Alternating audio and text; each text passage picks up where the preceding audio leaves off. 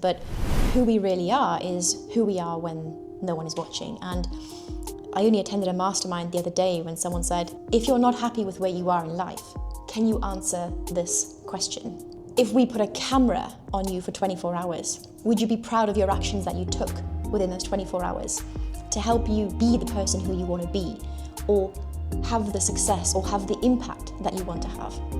It really hit me, like really hit me. And it's a great question if you're sat there having similar thoughts. It's only looking back now that I think, oh, that's why you developed adult acne at the age of 30. That's why you lost your job, your house, your boyfriend split up with you.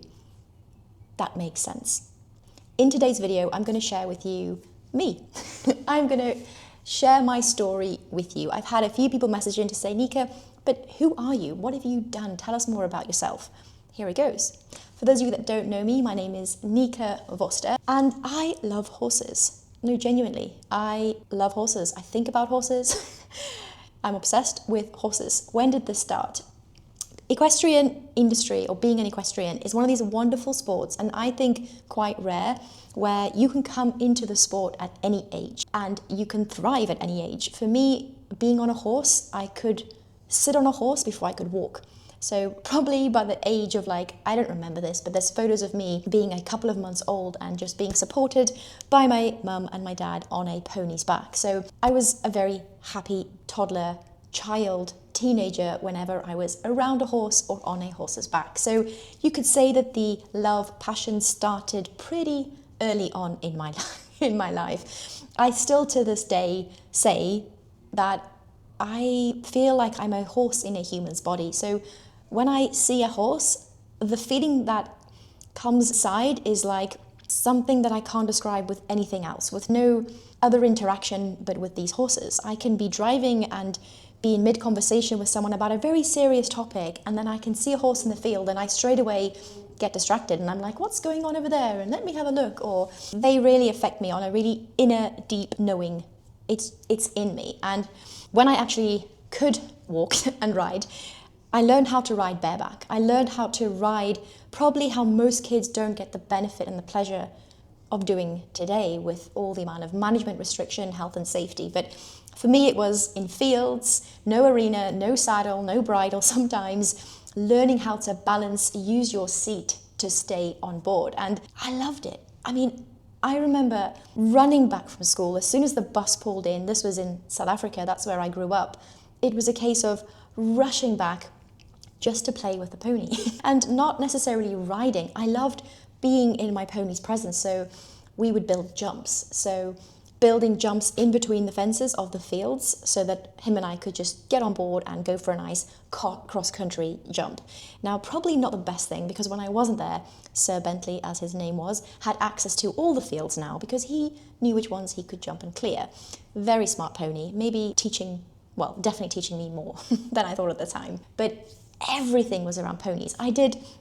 When we immigrated to the UK, Bentley came with. It was my one and only wish, otherwise I was not going. I was very lucky, and my poor parents to this day, forever grateful and in their debt. But when Bentley was here, it was all about drawing ponies, drawing horses. So any excuse, it was about horses. The minute I finished getting back from school in the UK, I'd get on my bike and cycle up to the yard just to go and spend time with Bentley. So let's backtrack. When I learned how to ride bareback, it was a case of going to some pony clubs. So pony club games where I grew up in South Africa were huge, so competitive. I loved it. Speed, agility, fun, competition, going as fast as you can on your pony, like falling off all the time, getting a little bit cocky, and Bentley would put me right back in my place. Love him for that to this day, taught me so much. And pony club, now I look back and I've seen this pattern in myself all the time, whereas I was competitive, I wanted to win, but it was never against anyone else. It was always against me.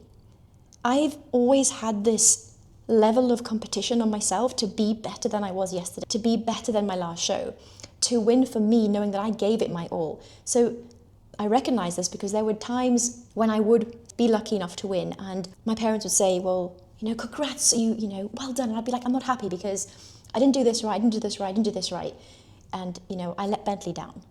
So I was building this level of standard within myself at a very, very early age. And this, now I know, really helped me for who I am today and the health issues and everything that I've been through. But back then I realized I love competing. I love putting myself through challenges, trying new things with my pony. When we immigrated to the UK, Bentley had to go to quarantine, and there's this story that I will never forget where we had a phone call from the yard manager in Germany where Bentley was doing part of his quarantine.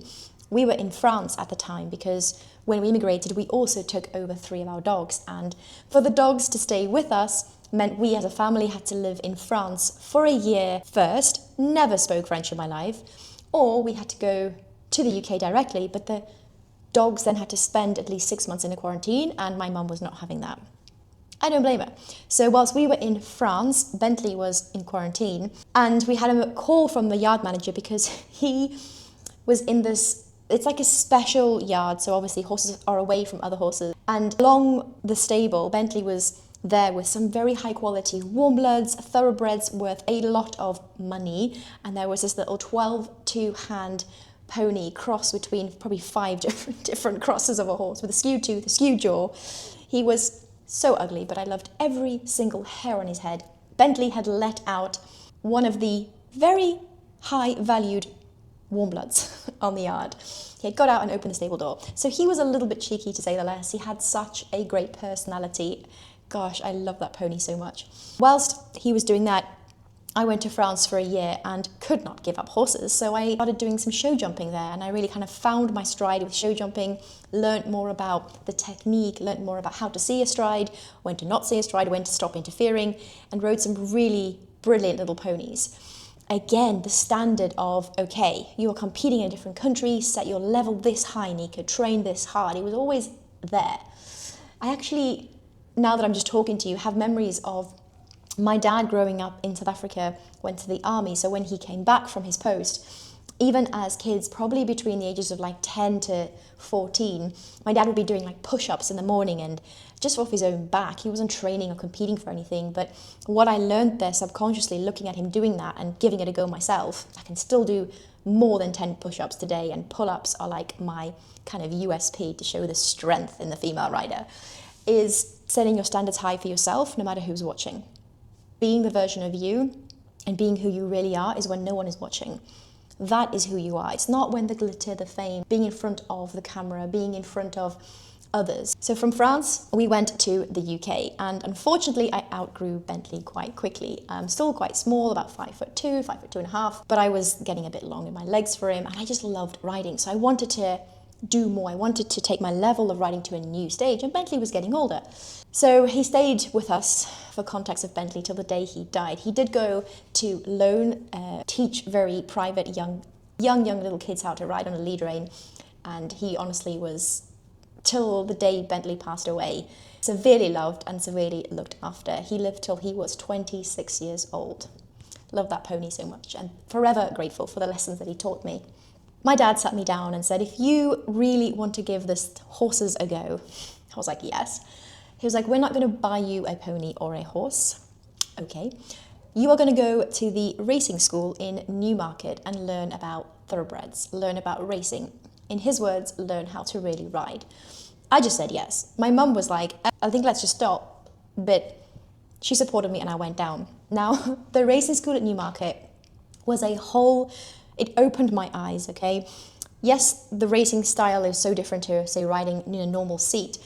That wasn't the tricky part. It was the lifestyle. It was like going into an army camp. So we had a strict morning routine, breakfast at a set time, training ourselves at a set time.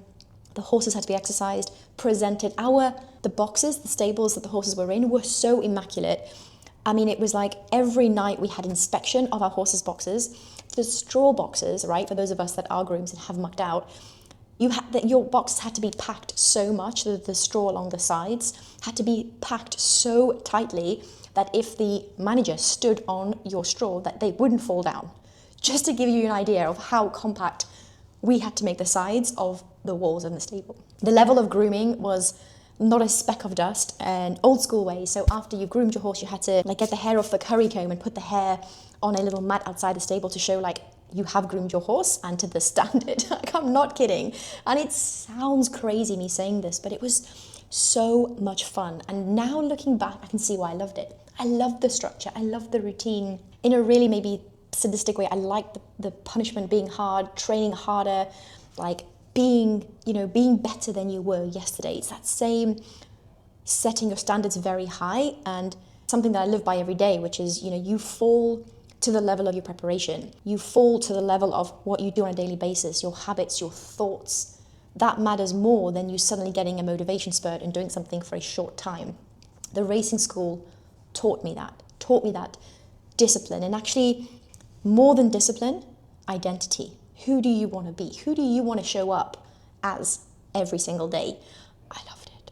I remember crying when I left, like with my friend that I made. We were just in tears because we absolutely loved it. Side note, the food was incredible. Having home cooked, like properly fresh, especially in the winter, just English food is just so scrumptious, and there was ample amount of food. So my friend and I would work hard, but we would eat just as hard. So we weren't training to be jockeys at the time, so we indulged, but we burnt off so many calories that, not only mentally but physically, that we just kept going. It was seriously awesome. So from the racing school, I went into my first job in racing. And to say that it was a disaster is an understatement. I realized that I'm a very sensitive person, especially back then. I wore my heart on my sleeve, and emotional is definitely something that I thought was a weakness. Now I know it's just about controlling and understanding your emotions, as opposed to not admitting you have any, because emotions can actually be a blessing. Back then, I realized it was a weakness. And I was severely bullied when I went into racing. I don't want to say rightly so, because that gives the bullies power. I look back now and I laugh, but actually, in a way, looking back, even who I was at the time, despite how I described myself, I didn't give in. And again, looking back, realizing that I had a lot of standards back then, maybe couldn't verbalize it. Maybe it wasn't really that transparent because I was very shy, introverted, but I never gave in. So, judging a book by its cover, even back then, I was not giving in. And I definitely recognize that I'm someone who doesn't give in to peer pressure, and never someone to follow the crowd. If anything, if I see a crowd going one way, I'm more likely to go the other way. I'm more likely to leave, because that is honestly more of the kind of person that I am. So the racing industry, the two jobs I went into, it was nasty. Police got involved, but I quickly realized that, okay, you're gonna change job, find somewhere where you do fit in and where people are more on your level and understanding and support for where you currently are. And I did find a lovely job and loved it. Really developed as a rider, ended up getting my jockey license, amateur, and was so fortunate enough to race in 5 races in total and winning 2. The feeling of winning a race is like something that I will never forget. The adrenaline that goes through your body, the being one with the horse, this powerful racehorse underneath you, is just absolutely incredible. Like, when you're sat on any horse, whether it's for racing, dressage, show jumping, doing liberty work, and you both have like a very mutual connection, understanding and trust, and both parties want it, it is the most incredible feeling. And that's what I had on the 2 winners that I did have. It was just amazing. Memories that I'll cherish forever. From there, I decided to also continue with my degree. So I did a Bachelor of Science, too broad. Honestly, if I could change back time, I would not do that degree again, but it had its purpose. And before finishing my 3rd year, I deferred and went to Australia. I've always wanted to go. And again, to say that it went smoothly, it was an absolute disaster. The first day I arrived in Australia, bearing in mind I'd never traveled that far away from family, like traveling to the other side of the world on a 24-hour flight from the UK on my own. I'd had a job arranged when I got there. Australia were very strict in terms of, your placement, your visa, stuff like that. So I had a 6-month job set ready. And when I arrived, got in a taxi, went to the wrong race course, which doesn't sound like a big deal, but I had limited funds with me. So I spent a lot of money on an expensive taxi in Australia, just getting to the wrong racetrack to get to the right racetrack. And when I arrived, because I was late, the trainer and the head girl were waiting for me, a bit like, typical tourist type of thing. So when I arrived, I got put into another car and we got driven to who I was staying with, had never met before, the yard girl, so the yard manager. And when you look back now, you're like, okay, well, this is pretty obvious. But at the time, I was severely jet lagged, just a little bit confused. And introverted person. So I noticed she was like constantly like chewing her tongue, and I was like, well, each to their own.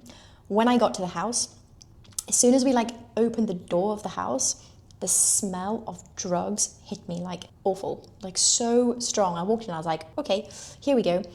And she walked through and said, this is your room. Now, close your eyes with me for a moment, because I've just done a 24-hour flight. I've driven to the wrong race course. I've just been charged a ridiculous amount for a taxi journey. And I'm meeting this person who now is clearly annoyed that I'm late and says to me, this is your bedroom. She opened the door, and I'm not kidding you. It was like a normal house with an extension built on, a room with thin metal walls, and it was like a shack. There was no curtain. The curtains was a newspaper that had just torn, and the bedroom, the actual bed that I was sleeping on, was a mattress this thin that her dog was sleeping on. Yeah, you heard that her dog was sleeping on the mattress? I was like, are you kidding me? And before I knew it, she turned around and went into her bedroom and closed the door. I was like, I've got no phone, no one to call. I just met this person. There's a dog sleeping on my bed. This is my bedroom. It stinks of drugs in here. Oh my God, I honestly did not know what to do. And you're probably going to laugh when I say what I did do was I just dropped my bag and I walked out of the place because it was early morning there, which is the start of the day in Australia. It's like 9 a.m. now. I walked to the nearest shop, which was so cool, happened to be around the corner, like a grocery store. And I got a basket, and I don't even know why I was doing this, because I had like $30 on me. I was just like putting food into my trolley, but sobbing, like tears streaming down my face, sobbing, like profusely, like ugly crying. Like that was me, like ugly crying in the middle of the supermarket, knew no one. People were like looking at me like, all right, like sort this out. What are you doing? And I didn't care. I was so overwhelmed and confused and tired. And what happened next is probably something that if I was not in that state would never have done. Is a lovely old couple came up to me and said, are you okay, dear? I'm not even going to try and do an Australian accent. Are you okay, dear? I was like, no, but there's like verbal diarrhea and what just happened. And I think these two must have looked at each other like, okay, she needs help. And they said to me, get in our car. Exactly, get in our car. You don't know these people. We will take you to the mall, get a phone and ring your family. I got into the car with people who I did not know, still crying. They took me to the mall, this massive mall, and they bought me a phone. And I managed to ring my dad at the time. And so that was the story to Australia. It ended a lot better, and I had some incredible times. But one of the greatest things I found in Australia was acupuncture. So I was track riding, switched jobs, obviously, and found people who really made my trip, who really shared some amazing, unforgettable stories together. And in just, when you start talking about a story, you're like, oh, that happened, but I'll stick to the story of horses. I came across one of the guys there doing acupuncture, and I was amazed. Incredible response, seeing these highly strung thoroughbreds, just so soft, so relaxed, yawning, like blinking, just almost going to sleep in the stable with the acupuncture. And I was like, okay, I found my calling. I'm going to go back to the UK and do acupuncture. When I got back to the UK, finished my degree, I quickly realised that you have to be a vet to do acupuncture in the UK. Why? I mean, you can be a human acupuncturist and not have to do any form of other medical degrees. But that quickly cut that idea down. So I finished my bachelor's and met a guy who was working with horses from a behaviour perspective. Now, this guy was extremely temperamental. I'm not going to name names. He had a lot of bad stuff happen to him. And in life, when you can choose to let that stuff define who you are and how you interact with other people going forward, he loved that. He kind of like carried that as a badge of honour and caused a lot of destructive behaviour and hurt, cheated, lied, did a lot of stuff to a lot of people because of the emotion and pain that he carried. So there's one thing I learned from this man is you can change your story at any time. Yes, it doesn't mean what happened to you was fair, but you have a choice to let it either define who you are or you can choose to change your story, how you do going forward. Tony Robbins speaks about this all the time. I lived with this family for 3 years, and I really, really recognized that is who I never want to be, and the importance of what your mind is telling you on a daily basis. But working with the team at this equine behaviorist, I really understood and learned and opened my mind again to the power of horses. So what horses can really do. So the horses that arrived there were horses that were You either sort these horses out or they die. They get put down. They have no other option. They're dangerous. And seeing how this team transformed these horses around and really got to understand these horses blew my mind and honestly made me fall even deeper in love with horses because, and I truly believe this to this day, that there's no aggressive horse without a reason. There's no nastiness in a horse. They are fundamentally social beings with the biggest, kindest heart and so much love to give. But I realized and quickly saw how powerful and dangerous these animals can be, especially when you don't understand and know how to read behavior. I had some really incredible stories with this team, and one of them was starting my first horse, which most of us do at home in a fairly safe environment, whereas my introduction was at an event called the Great Yorkshire Show in a round pen, surrounded by about 150 people watching, and this young horse was brought in untouched, never been lunged, never had a saddle on, never had a rider on, and within 15 minutes I was on board, saddled, and without a lunge line, trotting and cantering this horse around. So that was my introduction. It was very much like all systems go. And we actually, as a team of riders, there was 4 of us, we went to Northern Ireland and started, there's 4 riders and 2 lungers, so the people on the ground. I think in 2 days we started over like 100 and something young horses. Incredible. So many lessons learned, so many lessons that I would never do again because I just think it's actually too of a quick way to do it. And flooding the horse now, what I know and understand about behavior a bit more is something I would not do. At the time, it was great fun. And it was great fun even falling off because, I don't know, younger, you bounce quicker, you seem to just get up and go again. And I learned so much so that it was really sad to leave that yard. But I found chiropractic. I found that, okay, if we can't do acupuncture, but we still want to work with horses, what can we do? And when I saw horses receive a treatment of chiropractic and I saw the difference and felt the difference, I was like, I need to get some of this. So applied to the McTimoney School in Oxfordshire and did my master's 3 years there. And whilst doing my master's, I needed to find a local job. So welcome into my life the PRE, Andalusian and Lusitano horses. Amazing breed. But I applied for this job because they already had their main rider but needed someone who could sit on the youngsters and support the main rider, whose goal was to get to Grand Prix. It was very clear. But having just come from riding the other kind of horses to these dressage horses, I was just a bit like, okay guys, is this all you're gonna do? Like I'm used to being like pulled and moved in all different directions, and these guys were like gonna buck but not gonna buck, they're gonna warm me and they're gonna buck, like, and I was a bit like, so it was honestly like definitely a breath of fresh air. There's one thing I've taken with me for the rest of my life as a rider, and that is a neck strap. A neck strap is something I will always wear and have always worn, even when I went all the way up to Prix St George, is my neck strap. So important. But the tools that I'd learned at the behaviorist in racing, the discipline, really helped me with one of the most tricky cases that I got given at the dressage yard, which was a Lusitano bullfighting horse who was owned by a very respectable and lovely, awesome person, but he bolted. Dangerously bolted. And I don't know if any of you have sat on a horse that does bolt. It is scary. It is frightening. For me personally, it's something that I would rather a horse buck or rear, but when they bolt and you really have no control, it's frightening. The horse doesn't know what they're doing and they're scared, and it's just not a nice position. But this horse never did that with me. Not because I'm a better rider, because I did one thing every single day. Okay, I'm going to repeat that. I did this one thing every single day. Trust. I built on our trust as a partnership. So most of our riding actually was off the ground. I did so much groundwork with this horse, not to lunge him. That's one thing about Lusitanos. You can keep lunging them, they get fitter and fitter. They do not tire. They are bred to fight bulls. They don't get tired. So the work was actually a lot more slow paced. It was building his confidence, building his trust. There was a reason this horse bolted. So I knew that was always going to be a default mode in him, and my job was to build his trust so that he did never have to go back to a default mode. But I always knew it was in there. I always knew that there was a risk. So every day was no compliance. Every day was safety. Every day was the same routine of what I do before I go on his back. This got less and less over the years of working together, but it was something that I always returned to. And we went from novice up to Prix St George together, something that I never thought I would achieve as a rider, especially starting off in the dressage world at a later age. And at so many points, it was blind leading the blind, learning like half passes, flying changes, tempi changes, pirouettes.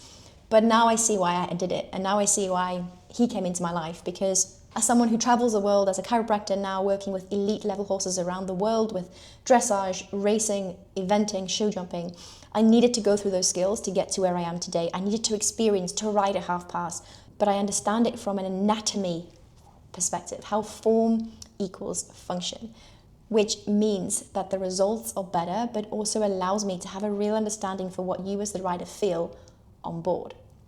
Forever grateful for the horse. He taught me so much. And from there, I built up my chiropractic business. But you know how they say things happen in threes. And within 2 weeks, I had been made redundant from my job. I lived there, so I had no home. I also broke up with my boyfriend, who was so cold, and had nowhere to live. And Oxfordshire, for those of you that don't know, is quite an expensive, affluent area. So renting was not on the option. Buying was not on the option then. So I had to do one thing. Not a proud moment. Very embarrassed, shame, all of those things, which was move back in with my dad at 30 years old and sleep on a mattress, not even a bed. Honestly, not proud, and I'm smiling about it now. But at the time, just to have the cherry on top of the cake, I developed adult acne. Adult acne so severe that covered the entire face, underneath my mouth, up my cheeks, under my chin here, my jawline. Working with horses in winter, we obviously wrap up, and then going from cold into the heating, felt like my face was on fire. It was, so for those of us that know this adult acne, some of us can get it, some of us don't. Mine was pure stress triggered it. But the treatment was just put steroids on it. Doctors kept telling me, put steroids on it, which just is putting a plaster on things. I wanted to know why. Why was this happening? I was healthy. I set myself as a high standard of living. I treated my body like an athlete. Why is this happening to me? I'm doing everything right, type of thing. And I was also then diagnosed with 3 out of the 4 types of PCOS, which finally explained why my periods from the age of 18 up to 30 were so horrendously painful. But as a rider, you just keep going, right? You just okay, well, whatever, toughen up, take a painkiller, which is what I did. But when I kind of had this breakout on my skin, my periods then went to a whole new level of clotting and pain. To the point of, at night, I would wear nappies, I would wear a thick pad and tampon and still bleed through all of that every time on my period. It was, the amount of stains on the mattress was just disgusting. And trying to get that off of a mattress it doesn't come off. It's it just stains. So yeah, you flip the mattress around, all of that, but in the day you can't hide it. So I got to a point where I was okay, you're in a pretty low spot. Yeah, pretty low spot for where you want to be, your high standard self. So I took matters into my own hand and went down the rabbit hole of researching. Okay, I'd never been told how to track a cycle. Menstrual cycle, I knew I had one, but I just dreaded it every month and would take painkillers to get out of it. Try and avoid going out in public because of the risk of bleeding through, onto furniture, onto chairs. I've done that so many times. Very embarrassing, but has happened. And I started hiring coaches, understanding what you should be eating. But there was something missing, which was the link to being a equestrian woman, the link to being a rider, because gym training was great, but gym training every single day or 4 times a week is not good and doesn't benefit you as a rider because of how tight you can become. So you added more mobility, and there is a balance to it. There is a fine art to being an equestrian rider, being equestrian fit, and it's not following the norm. So over the 2 years, I worked on 3 pillars of health. I worked on nutrition, eating whole foods. I looked at my movement, what work was I doing? I used to push myself so hard to sweat hard, thinking that's the only way that I'm working. I learned how to cycle, sync, train. So train with your cycle, when to back off, when to push yourself, when to actually gain muscle, because as a woman over 30, you lose muscle mass every single year. So just maintaining muscle is probably the aim for most of us, never mind trying to build. And the 3rd pillar is brain gym. So what I call stress management, understanding this thing, because we all take on stress every day, and stress is not going to go away. Thinking we're going to live a happy life with no stress doesn't exist. We're currently in a war zone, right? It happens. I'm in Dubai, by the way. Learning how to manage your stress levels is so important. Really understanding, okay, I feel stressed, understanding that sensation, where it is in the body, and knowing how to get rid of it or knowing not to react to it, and that the feeling will pass, the emotion will pass, so that you can make a decision based on logic and not emotion. Those are the 3 pillars. Now, those 3 pillars I became a master of. I took my period from what it was to what it is today. I'm currently on my period, smiling, no pain, no clotting, and only wearing period pants. So no tampons, none of that stuff that's full of chemicals, pure natural, right? I became a master of this, that women started reaching out and saying, how are you doing this? What are you doing? And so I spent time group coaching equestrian women around the world, helping them with understanding, first of all, their menstrual cycle, anything from women from 18 who may have just started to women in their postmenopausal years who, yes, don't have the monthly cycle, but need to understand why they have this tire of fat around their belly, cortisol belly, hormonal belly. Why is it there? Why can't we get rid of it? Doing all the belly crunches, all the ab crunches. There's a reason for it. So I work with women around the world, helping them with improving their energy levels, removing brain fog, right? Getting rid of that stubborn belly fat that we hate, especially when you put on those jods or you put on those jeans and you sit down and you just feel that tire just rolling over your jeans. Now, don't get me wrong. Everyone's standards are different. Me, I won't accept that. I don't like that feeling. Yes, of course, it's not going to affect who you are, but I get so much pride and confidence in showing up physically fit. I feel better. I think better. I am a better person for my horses, my clients, when I am physically fit. So to me, how I show up every day in my body is really important. This then gave me a real proof of concept, which helped me coach numerous women, like I said, around the world. And from there, that is now all into a book. The book is called The Female Rider Code and shares these 3 pillars as I've described today in more detail. If you took the blueprint from the book and applied it to your life, you are going to get increased energy levels. You are going to feel stronger, fitter, more balanced in the saddle. You are going to show up a better person, not only for your kids, your family, your horse, but for yourself, because I cover the 3 pillars of health. Side note, if you want more information on the book, it goes out in 2026. It's being released. Comment the word book below and I'll send you through the registration list. You're going to get exclusive bonus access. So let me know on that below. Okay, this Female Rider Code, going into the book in more detail, doing the research, recognizing that, oh my God, this is a movement. This is not just about my health. This is not just about helping the hundreds of women around the world. This is about the next generation of young girls coming through.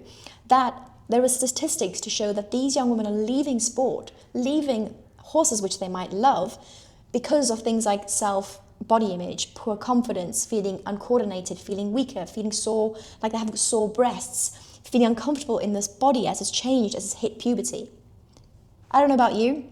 For me, that's not good, because the youth of today are going to be helping the horses of tomorrow. They're going to be helping the horses coming through. And fundamentally, that's why I'm here. I'm here to help more horses. And I'm going to help more horses by helping more female riders, by helping more equestrian women show up better, stronger for themselves. This is it, okay?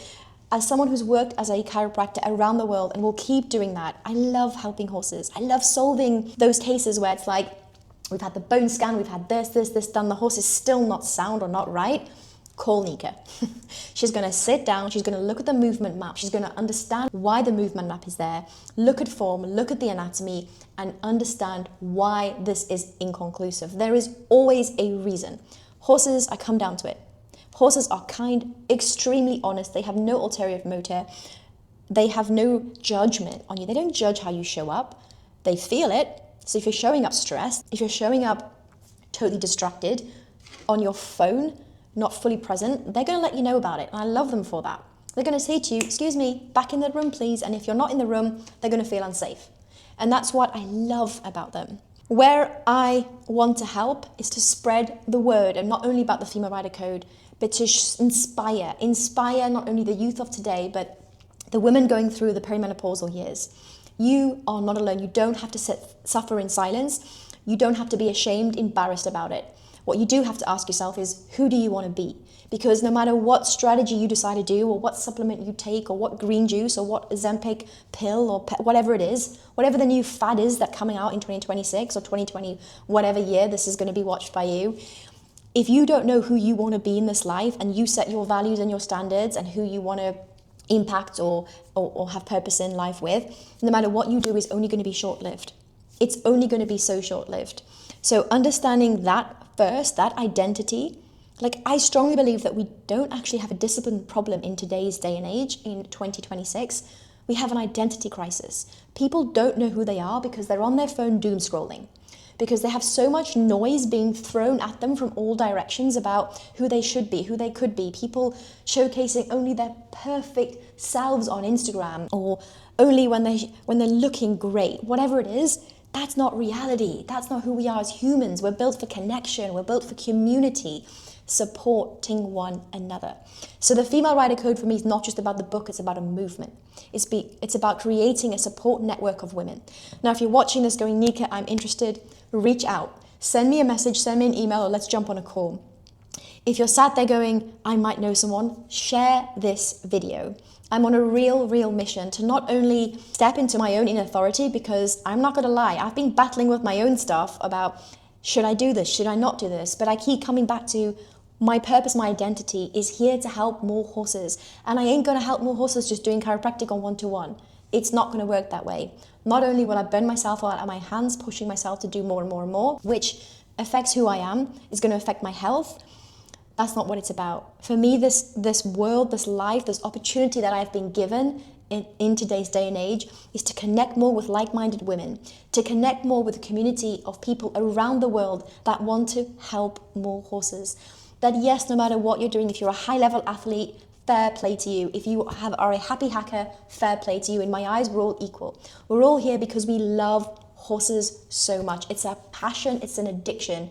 Whether you're paid for it or not, you love being around horses. Thank you so much for watching this, and don't forget to give me a follow and subscribe. Any questions or comments down below.